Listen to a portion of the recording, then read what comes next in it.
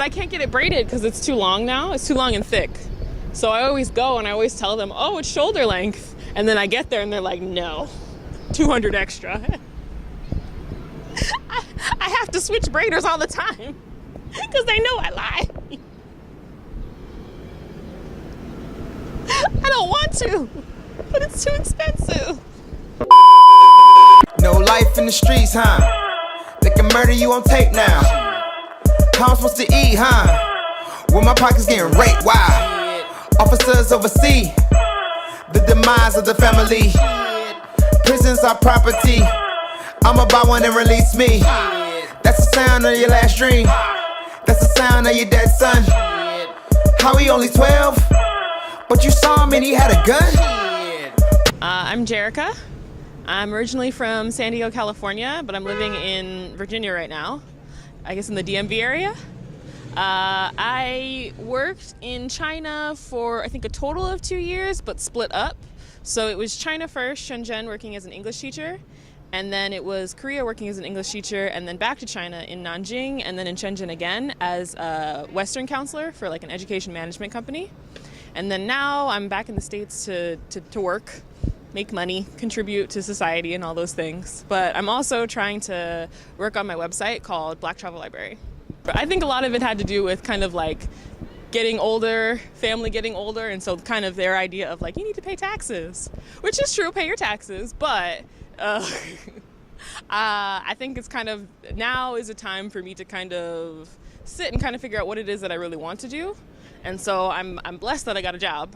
So I'll have that help fund all these other things that I'd like to kind of pursue in the next couple of years.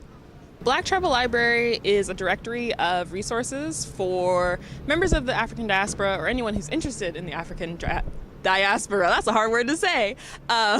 So the idea is that it's a directory of resources regarding travel and like life abroad.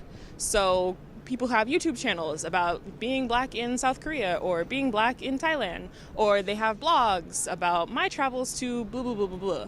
And when I was trying to get ready to go to China, I found it really difficult to find resources that were related to my experience as a Black woman and what that experience would be like going abroad. I found a lot of stuff where it was like being white in this place, or being a white male especially. And so I'm like, well, that's, you know, we're human, so we have certain things in common, but there's a lot of stuff that, you know, I will be treated differently as a woman, I will be treated differently as a person of color. So I wonder if there's a way to kind of bring all that together. So pretty much that's what it is. If you're trying to figure out traveling, if you're trying to figure out what it'll be like to live abroad, we're trying to kind of put everything into, or as much as we can, into one place. So people can go, they can look up Instagram pages, they can look up Facebook pages. We have a lot of Facebook groups, which is really nice. So you can find a group on Facebook, join that group, and then from there you get even more information about wherever it is you're going to travel to or live in. So that's what it is pretty much, directory related to travel and life abroad. Well, we have about 80 plus listings right now. So that was really cool because I started this like, I had been thinking at least in Nanjing of all the things I like wanted to do while I was in China. So I was like, start a business, do this, do this. So it's not really a business, it's free. So if you want to go, you can go see it, you can go check out the links. If you go to another link and there's something that you have to pay for, that's not on us, that's that's in our disclaimer. Read the disclaimer. But that part was really cool because I literally just like sent out hundreds of emails and I didn't think anyone would respond because I was like, who am I? And people caught back and they're like, this is cool, you know, give me a few more details and, you know, we can get something together. Also because, you know, if you want to be listed, it's free. So we're not really offering anything to you, but, you know, it is a platform that, you know, you can share kind of the content that you're creating. So I think that's what has drawn people. And I'm really happy that people have, you know, I've had some people come to us. We have some people that we've reached out to. So I'm excited that in some ways it's growing. And hopefully more and more people will be able to see it and use it and find it helpful. Because it's something that I would have wanted when I was first starting out.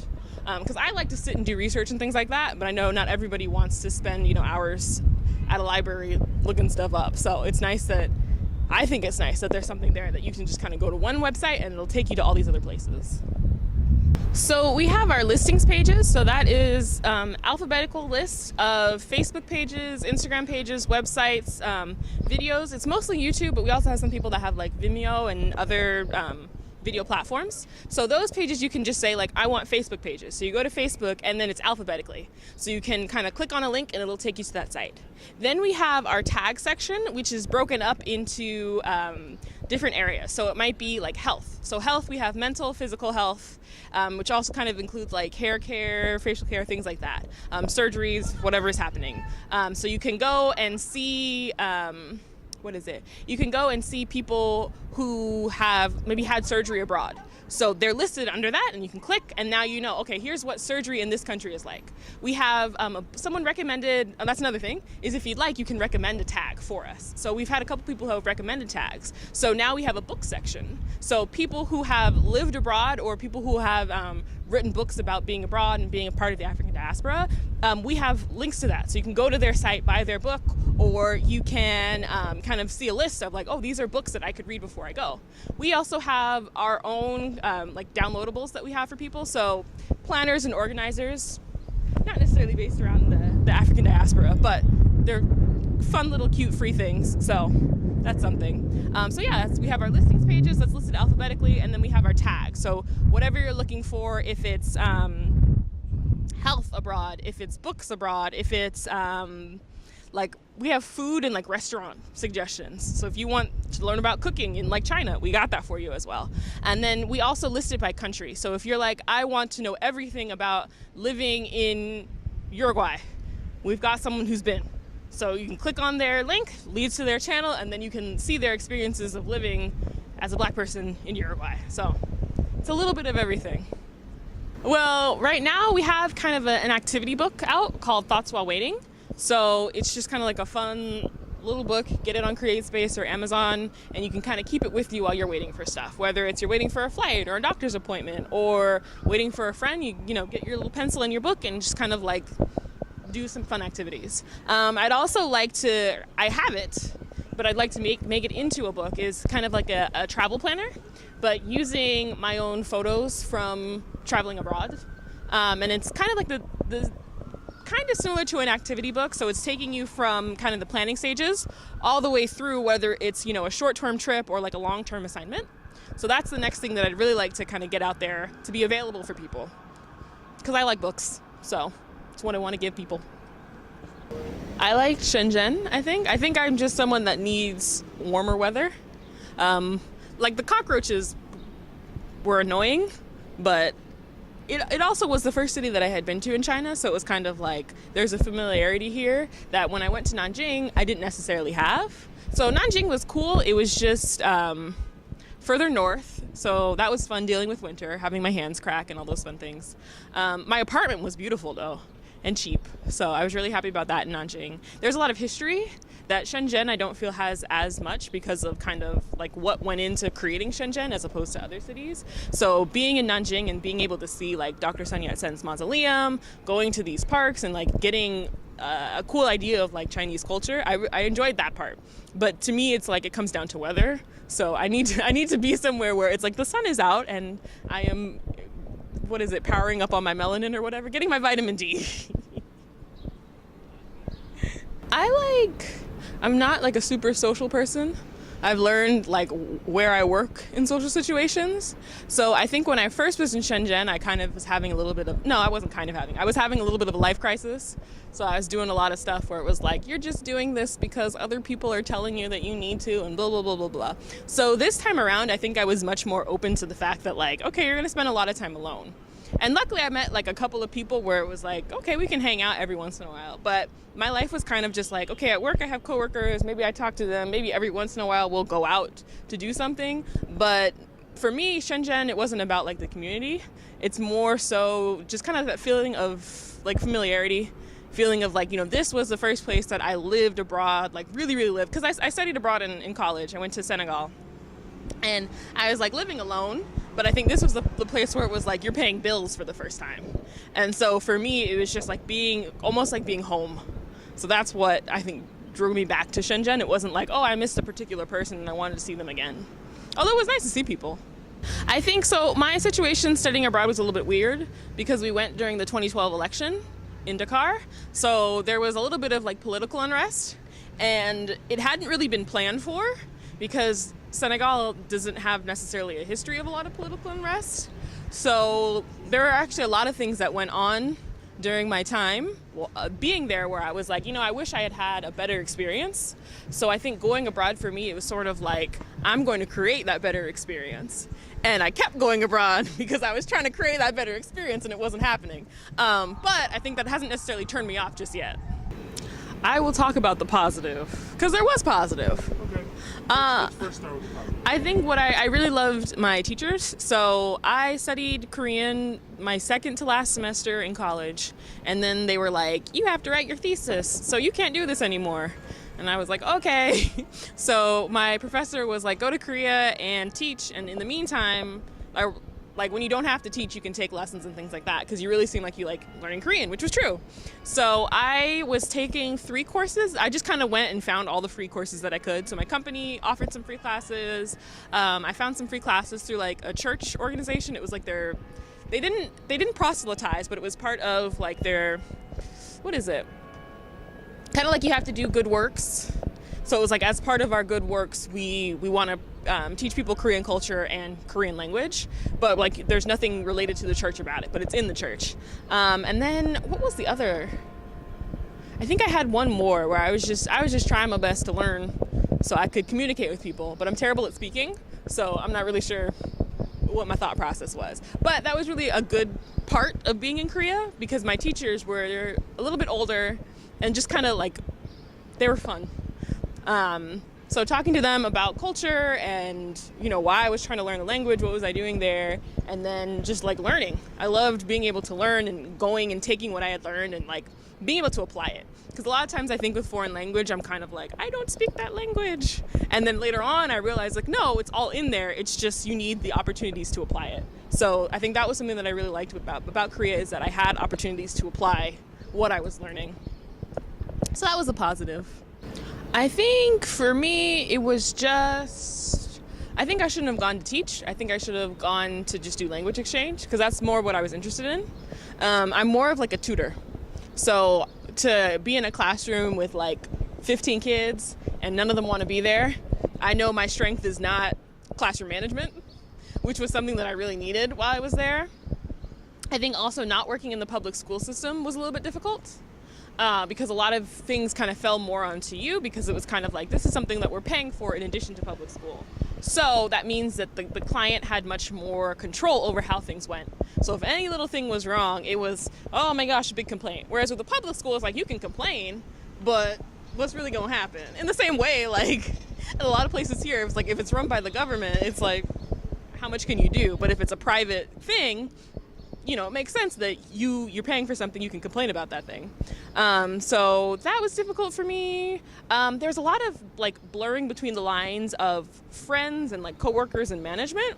So I think that was something that was kind of odd for me, that we're all out on a Saturday, but then you lead my meeting on a Monday. It's kind of like, I'm confused. And I think I just wasn't really in the place to kind of, because my first experience in China, it wasn't all bad, but I think I focused a lot on the negative. So I took a lot of that into Korea, and I think I pushed it, what's that word? I hyped up the idea of going to Korea, so that when I got there and things didn't match up, I was like, oh no, everything is falling apart. When what I should have done would have been like, okay, so things aren't great. What is it that you're doing to not make things better?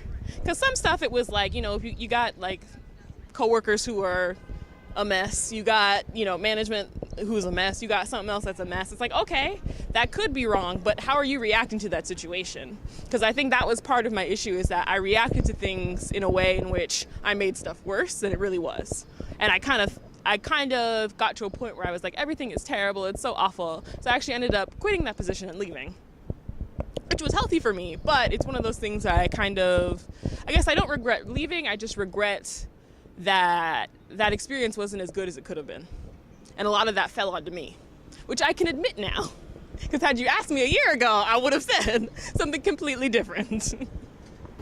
Oh, that was kind of another like work-related situation. So I I guess I won't say too much, but management again. And so it was kind of a thing in which upper management decided that all of us that had worked in that particular area needed to go other places. So it just so happened that my company in Shenzhen needed somebody. It just so happened that Shenzhen had a spot open, and I was like, I had been here before. I can show you some of the work that I've done here. My first time in China, I'd actually done a little bit of like counseling work. So I kind of had some experience from that as well, and just like years of tutoring experience in college and other things. So luckily I talked with the person that was working there, and they said, okay, you can come. So that kind of prompted the move. So higher ups allowing me to go to colleges abroad, mostly in Western countries, mostly in the US, although we had some students who were like, I want Canada, I want UK. Not a lot of people would go to Australia, because I learned that the Australian system is like completely flipped to like our system. So like when we start the process, it's like they're already done. It's like a 6 months difference or something like that. So it's like more planning that you need to do. But yeah, I'm not 100% sure, but it's like the process is different, like the tests and things you have to do are different. It's like, I guess, not necessarily more difficult, but it's like the planning is completely different. So a lot of students necessarily didn't say, I want to go to like Australia or New Zealand, but some would say like, I want to go to Hong Kong, or I want to go to Singapore. So helping, my particular work was not necessarily with the application. It was more so with getting them ready for like their essays. I did a lot of interview prep, which was really fun, because you get the student who comes first, and like they're trying to do an interview, and they're like, okay, so, and you're like, no, look at me. Or you need to cut the ums, you need to do this. So that, I think that was probably one of my most favorite, because I got to work with all of our students who were applying that year and kind of coach them when it came to interview. Nanjing Metro actually I didn't ride that much, because I could walk. I think it hurt my lungs, but I could walk. Because I walk like near a highway every day. Wasn't the smartest idea, but you could walk or like ride the bus. So I didn't actually take the metro. I took the metro to like get my hair done and things like that. But still, I feel like they had more lines. It was crowded, but after a while you get used to the crowds, you get used to people pushing up on you. People stopped taking pictures the second time I was there, so I was like, okay, I could do this. At a certain point, I enjoy the squatty potty more than I do the Western potty, because I feel like it's cleaner, in the sense that Western potty, if they don't have the liner, what are you gonna do? You can't sit down. You squat on it, you get stuff all over the toilet, you mess up someone's day. So squatty potty, you good. It's good for your system, it's good for your shoes. You just gotta get that balance. I did not get the squat down, where people just kind of like squat and like chill. I can't do it without being in heels. So that, because it's like the elevation of a heel. So you can't do it flat foot. Yeah, I can't do it flat foot. But I think that might be my bones. My bones aren't good. But squatty potty is a yes for me. Underrated squatty potties. Would you get one in your house? If it was just mine, yeah. If I had to share, probably not. Because I don't trust nobody. The same deal a little bit, but not working with people who want to do like work exchange.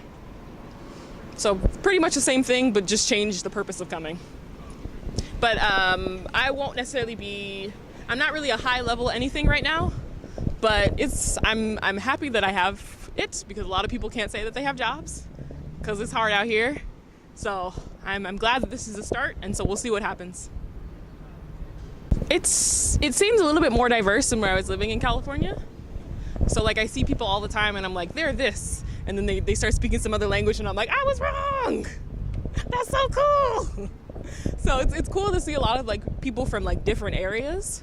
But I guess I haven't really experienced a lot of the area yet. I'm very much like a homebody. I've also been a dog sitter for the past month, so I've been watching him. We can't really go far because he doesn't like to walk. So a lot of my experience has been within the confines of a house. But that's nice, because it's a house and there's AC and I'm comfortable. So we'll see. As I live here longer, we'll see how I like it.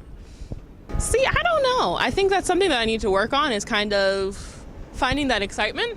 Because right now everything kind of feels like, well, it's a something, it's a this, it's a that, I guess. So I think I want to become more passionate about what it is that I'm doing, which is what I'm trying to work on, is getting that passion. I feel like my experiences abroad, even in cases where I've experienced like outright, like this person doesn't like you because you black, or this person is telling you black and that it's a negative thing, like I feel like I've experienced those negative things. I feel like I've also experienced like crazy positive things. So like I met you yesterday, now today I'm at your house and you're feeding me dinner and let me meet your kids. Like that's never happened living in the States. And like maybe it's just like it's a different cultural thing, but I think sometimes people, I guess this is also why I wanted to do Black Travel Library, is to get those experience kind of in one place. So having people from the African diaspora write about this. And, so we have people who have written, like these terrible things has happened to me. But I think that's a good thing to hear, because I think when I was looking about going abroad, I think a lot of stuff I was told that they're not going to like you, but it wasn't written by someone who looked like me. So I'm like, how you know? I want to hear that from someone that looks like me, and then I can make that decision. So I think from my personal experience, I have experienced some things where it's like, that's racist, that's prejudice. But I've also experienced a lot where it's like, had I come with the mindset that nothing but bad was going to happen to me, that would have, destroyed my experience. So I think that's what people need to think about, is that it's like, wherever you go, there might be people who don't like you for something that you can't control. However, there's going to be people who do like you, just, for who you are, and that's on them. That's not necessarily the culture as a whole. Is there things that, the culture as a whole they could work on? Of course. But I think that you're going to say that about anything. Like, I could say that about my home country. There's things that we need to work on. So I wouldn't necessarily, paint like a giant brush stroke and say that, oh yeah, the whole country, terrible, racist. It's like, nah, you're going to experience different things. And like, as a foreigner in general, people might look at you or look at you differently, but it's like, it's because you're something they haven't seen before. And that goes for all foreigners coming to the country. So I wouldn't say it's entirely everybody prejudiced. Be smart in the same way you would be smart anywhere else, but also be open to new experiences, because you will meet people who, show you the utmost kindness, for no reason at all, just because it's Tuesday and they want to. So keep that in mind. Anything you think I missed that should talk about in terms of like travel library, or your experience in China, or your experience in Korea, or just anything we should know about Jerrika? I don't know if there's anything that you missed. I think it's worth going. Like I think that I've grown, which is good, because I'm trying to be an adult. So I can look on all those experiences and say, like, I'm glad that I've done these things. Oops, I just hit the mic. Sorry. So I'm glad that I've done these things, and like, because I think it kind of, all the experiences that I've had, they've put me in certain places where it's like, oh, okay, so I've learned this lesson and I've learned that lesson, and that was difficult, but I'm glad, because now I know going forward, okay, you do want this, you don't want this, you do want this, you don't want this. And I think I'm really glad for China, because I don't know, I kind of see it like family, where it's like sometimes you don't like them, but you always love them. So China, it's like, I love you, China. You like my family now. I think I'll always be kind of like drawn back, because it's something familiar now. It's something that I know a lot about. Well, no, not really, not a lot about. But I can tell you a little bit about Shenzhen, how to use the metro, get on a bus or something like that. Probably it's like, don't go anywhere. Like if there's like a travel ban or something, don't try to sneak in where you're not supposed to be. But especially as like people of color, especially black people, I think we're often told that like, this country don't like you, this country don't like you, this country don't like you. It's like, guess what? World is anti-black, thanks to colonialism and slavery and all those types of things. It's in a lot of places. But I don't think you should let that stop you. And I don't think you should have the mindset that everyone is going to hate me just because I'm black. Because that's not going to be true. For some people, oh yeah, sure. But for everybody, it's like, nah. So sometimes you might be, what's that word? They use it in church. I can't think of it. It's like you're stopping your own blessing, because you never know what's going to happen over there. I've known people that have gone and they started businesses. I knew someone who started a complete, business, just really successful. Had she not gone, she wouldn't have had that. She would have stopped that blessing. So I think that's something that you really need to have that confidence, is that I'm not going to listen to other people tell me what something's going to be like. I'm going to go for myself and see. And who knows, maybe I meet someone. I knew people who've gotten married. Wouldn't have happened had they not left their house to go to China. So it's like, yeah, like like do it. If you have the funds to do it, or if that opportunity is being presented to you, you can do it. And you can always like say, I don't like this, I'm good. Because who gonna stop you, right? So, yes. I don't know how to end this. Cool.